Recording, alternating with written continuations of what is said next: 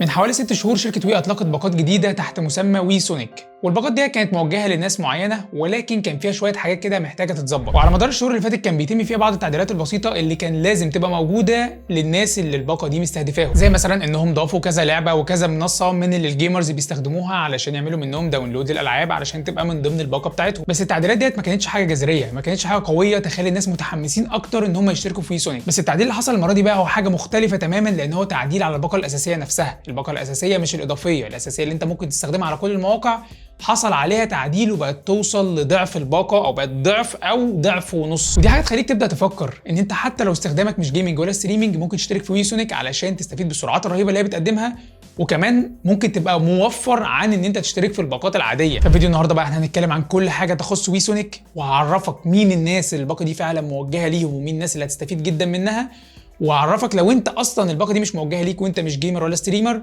امتى تبقى انت محتاج ان انت تشترك في وي سونيك علشان هي هتبقى مفيده ليك، وامتى هتبقى وي سونيك مش مناسبه ليك وخليك في الباقات العاديه عشان هتبقى افضل ليك، لان احنا هنعمل كده مقارنه بسيطه ما بينهم. وكمان هنتكلم عن مشكله اتمنى شركه وي تحلها وتظبطها، لان المشكله ديت عائق بالنسبه لناس كتير عايزه تشترك في وي سونيك. وبعد ما نخلص كل الكلام ده في خبر كده بسيط هنتكلم عليه في اخر الفيديو عن تعديل على التعويضات اللي بتحصل للعملاء بتاعت شركه وي اللي الانترنت بيفصل عندهم بسبب اي مشاكل في الخدمه، ففي تعويض هيتم اضافته على الموبايل بتاعك كباقه موبايل عشان تستخدم الانترنت على الموبايل لحد ما الانترنت المنزلي بتاعك مشكلته تتحل.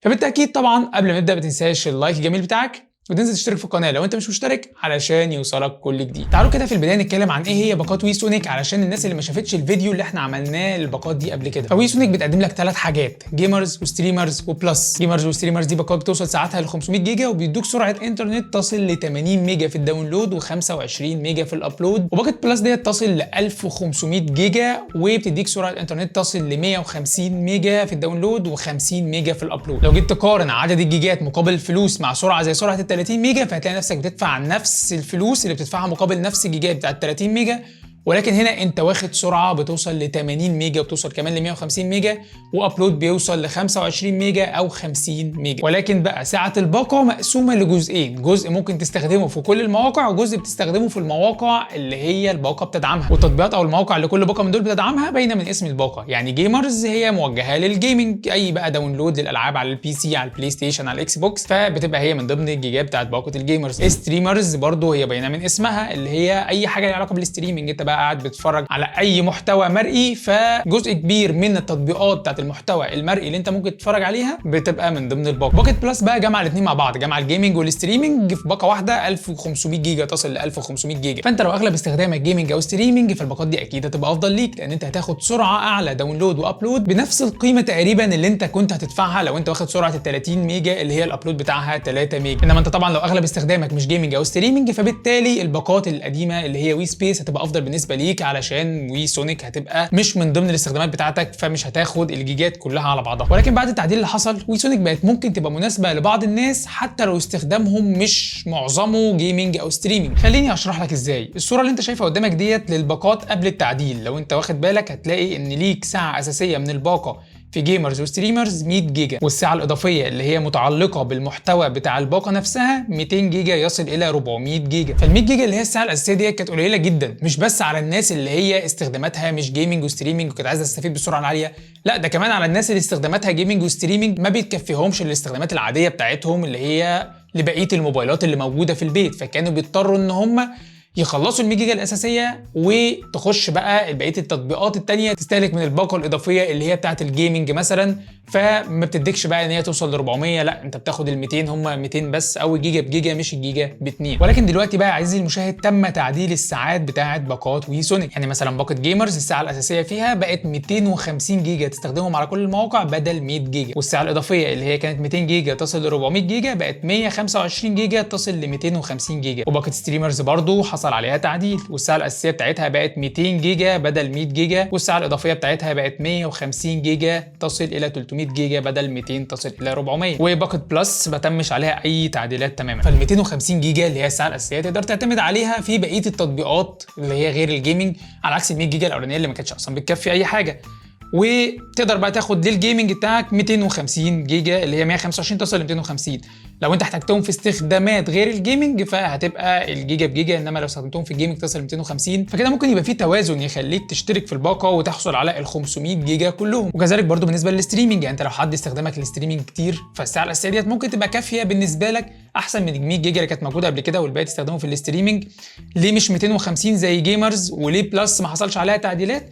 دي بقى في العيوب اللي هنتكلم عليها في اخر الفيديو. على فكره كمان باقه الاستريمنج مش شامله تطبيقات المشاهده بس، لا شامله حاجات ليها علاقه بالسوشيال ميديا زي الفيسبوك وانستجرام وتويتر، وكمان عندك سناب شات. كمان بقى لو انت مشترك في ويسونيك فانت عندك ابلكيشنز تقدر تستخدمها بلا حدود ومش هتستهلك من الباقه بتاعتك، وكمان عندك اشتراكات مجانيه في حاجات زي واتشت وجوي تي في. ففعلا يعني انت لو قارنتها بسعر ال 30 ميجا لا انت هنا كسبان اكتر بكتير، خصوصا لو خطك قوي وهيتحمل السرعات ديت فانت هتبقى مستفيد اكتر. تعالوا بقى نروح لحاجه مهمه جدا، وهي لو انا استخدامي قليل على التطبيقات ديت او مش ديت الحاجه الاساسيه بالنسبه لي وهستخدمها قليل، هل بعد التعديل اللي حصل على الباقات ديت هبقى برضو مستفيد واشترك فيها عشان اخد السرعه العاليه، ولا اشترك في سرعه ال 70 ميجا مثلا افضل؟ تعالوا كده نحسبها مع بعض على اقل تقدير. يعني مثلا باقه جيمرز لو انت استخدامك ملوش علاقه بالجيمنج اصلا بس عايز تستفيد بالسرعه العاليه بتاعت الابلود والداونلود، فهتاخد ال 250 جيجا ساعه اساسيه، وهتاخد ساعه الجيمنج هتاخد يا عم 125 جيجا بس، احنا اتفقنا ان انت هتستخدمهم على مواقع مختلفه مالكش انت في الجيمنج اصلا، فهيبقى المجموع معاك 375 جيجا. 375 جيجا ب 450 جنيه يعني جيجا واقفه بجنيه و20 قرش. لو رحنا كده نشوف حاجه زي اللي هي 70 ميجا في الباقات القديمه فنلاقي عندنا مفيش حاجه نفس ال 375 جيجا، مثلا عندنا 250 جيجا ب 310 جنيه، فالجيجا هتبقى واقفه بجنيه 24 قرش، يعني الجيجا هناك ارخص من الجيجا هنا، واحنا بنحسب هناك على الصافي بتاعنا اللي هو 375 مش ال 500 اللي احنا نقدر نستخدمه على كل المواقع.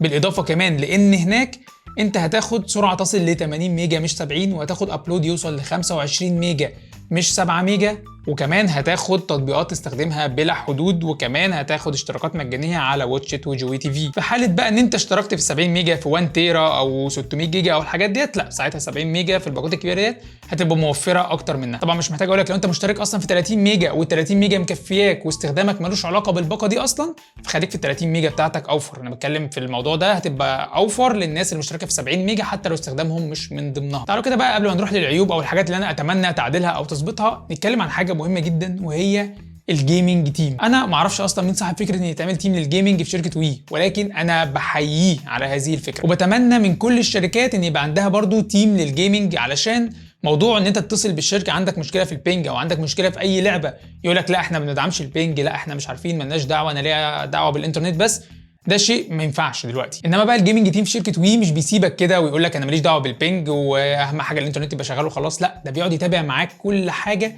ممكن تخلي لك البينج في افضل حالاته. عندهم خطوات كتير بتتعمل من ناحيتهم هم او بيخلوك تعملها من ناحيتك انت على مستوى الراوتر بتاعك او البي سي بتاعك او اللعبه اللي انت بتلعبها علشان توصل لافضل نتيجه او افضل بينج. فانا عجبني فكره ان هو ما بيسيبكش كده وخلاص زي بقيه الشركات. يعني انا طالع اقول الكلمتين دول عشان بتمنى بقيه الشركات تعمل تيم للجيمنج عندها، علشان اي جيمر عنده مشكله في البينج ما يبقاش في حاجه بسيطه ممكن حد يقول له عليها وما يلاقيش الحد ده يقول له على الحاجه البسيطه ديت فيفضل يعاني بسبب البينج. وانا متاكد ان التيم ده ليه دور قوي جدا في الباقات اللي بيتم وضعها للجيمرز، لان هو بيتكلم مع الجيمرز كتير، وبالتالي الجيمرز لما يبقى عندهم مشكله في الباقات او في حاجه بيبلغوا التيم ده بيها. فانا اعتقد ان هو السبب ان هو وصل للاداره ان الجيمرز محتاجين باقات لوحدهم، ووصل للاداره تاني ان الباقات الاساسيه او الساعات الاساسيه كانت قليله فتم تعديلها لحاجه اكبر.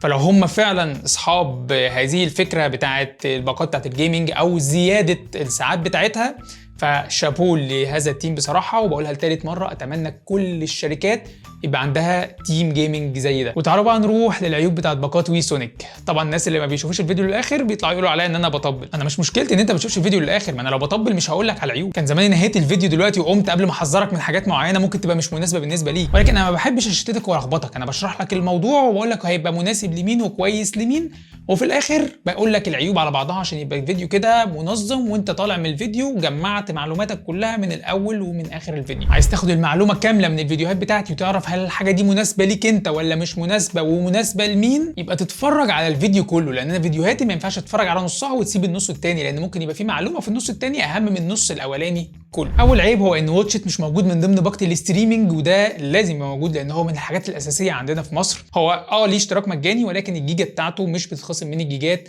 اللي هي مخصصه لباقه الستريمنج. تاني عيب هو باقه ستريمرز برضو، ودي حاجه مضايقاني انا شخصيا لان دي الباقه الاقرب ليا مش جيمرز، لان انا مش جيمر اصلا.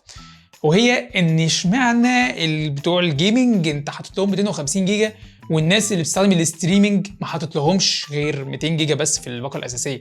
ليه ما خليتش الاثنين زي بعض؟ يبقى الاساسي 250 والاضافي 125 تصل ل 250. اتمنى برضو تبقى زيها زي بتاعه الجيمرز بالظبط. تالت عيب بقى وهو ان انا ما اقدرش احول البورت بتاع السوبر فيكتورنج الا لو انا اشتركت في باقه بلس او باقه بقى ماكس اللي هي في الباقات العاديه، مع العلم ان في ناس قريبين من الكابينه وخطوطهم قويه جدا، ولو حولوا البورت بتاعهم لسوبر فيكتورنج هيقدروا يستفيدوا من باقه مثلا زي جيمرز ب 150 ميجا وهم بينزلوا الالعاب، ده غير الابلود القوي جدا. اتمنى ان الناس ديت تقدر ان هي تغير البورتات بتاعتها لسوبر فيكتورنج وما تحتاجش ان هي تحول لبلس علشان البورت يتغير. رابع عيب بقى وده ارخم حاجه في ويسونيك، لو اتظبط هيبقى ويسونيك ديت في حته تانيه، وهو ان البروفايلات بتاعه الابلود قليله. احنا كلنا عارفين ان مش كل الخطوط هتوصل ل 80 ميجا، ممكن الخط مثلا يبقى يتحمل اخره 80 او يتحمل اخره 70 فانت هتديهولي 50 علشان يبقى مستقر، بس ممكن خط يبقى يتحمل 25 ميجا ابلود عادي، يعني 70 داونلود و25 ابلود.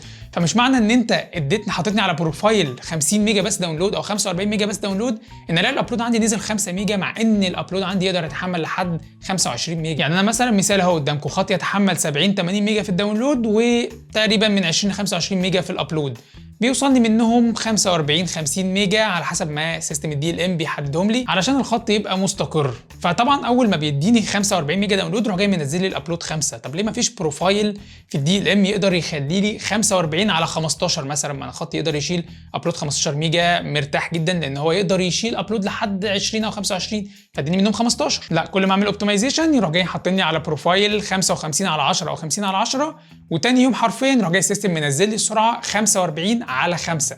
طب ما تخلي ال 45 دي على 15 ابلود. وفي ناس كتير جدا اصلا مشتركه في الباقات دي عشان الابلود، الموضوع ده لو اتظبط هيبقى جامد جدا. وتعالوا بقى نروح لاخر حاجه معانا في فيديو النهارده، وهو خبر ملوش علاقه اصلا باللي احنا عمالين بنتكلم فيه ده، ولكن انا قلت اقوله في الفيديو كده بتاع النهارده علشان مش هقعد اعمل له فيديو لوحده، لانه حاجه كده بسيطه بس مهمه، وهي في نظام التعويضات بتاع شركه وي لما بيحصل عندك مشكله في الانترنت الارضي. فدلوقتي انت لو حصل عندك مشكله في الانترنت الارضي هينزل لك باقه على الموبايل بتاعك عشان تقدر تستخدم الانترنت لحد ما المشكله بتاعت الانترنت الارضي اللي عندك تتحل. زي فودافون لما بيحصل عندك مشكله في الانترنت الارضي بيديك باقه على الموبايل تمشي نفسك بيها علشان ما تقفش لحد ما المشكله اللي عندك تتحل. التعويض في شركه وي بيتم لو انت مثلا عندك عطله حصل وقدمت شكوى ومحدش جه صلح لك العطل وعدى 24 ساعه، فمجرد ما بيعدي 24 ساعه بتتصل بيهم وهو معاك على التليفون بينزل لك اكسترا كوتا على الموبايل بتاعك تستخدمها لحد ما المشكله اللي عندك تتحل. لو انت مشترك على باقه 140 جيجا فهينزل لك 5 جيجا لمده 3 ايام تمشي نفسك بيهم، ولو انت مشترك على باقه من 200 جيجا ل 400 جيجا فهينزل لك 10 جيجا لمده اسبوع، ولو انت مشترك على باقه 600 جيجا او اكتر فهينزل لك 20 جيجا لمده 15 يوم. طبعا ده ملوش علاقه بالتعويض اللي هيحصل لك اصلا على الانترنت الارضي اللي هو بتاع الان تي ار اي. الان تي ار اي حدده وقال عليه كده انت هتاخد تعويض على الموبايل، ولما المشكله تتحل عندك هتاخد بقى تعويض جيجات على الانترنت الارضي ضعف الجيجات بتاعه المده اللي الانترنت اتقطع فيها اللي احنا اتكلمنا عليها قبل كده. بس طبعا عشان ينزل لك تعويض على الموبايل يعني مش محتاج ان انا اقولها، لازم الخط الموبايل بتاعك يبقى وي. فانت لو لقيت عندك عطل وعايز تاخد التعويض ده على الموبايل ممكن تشتري خط وي علشان ينزلوا لك التعويض ده عليه. وكده احنا خلصنا. ما تنسوش بقى لو الفيديو عجبكم تعملوا لايك للفيديو، تنزلوا تشتركوا في القناه وتتابعونا على فيسبوك وتيك توك وتويتر وانستجرام علشان يوصلكم كل جديد، وكمان تابعونا على جروب الفيسبوك هتلاقوه عندكم هنا، وهتلاقوا كمان اللينك بتاعته في الديسكربشن تحت الفيديو. شكرا جدا على المشاهده واشوفكم الفيديو الجاي. سلام.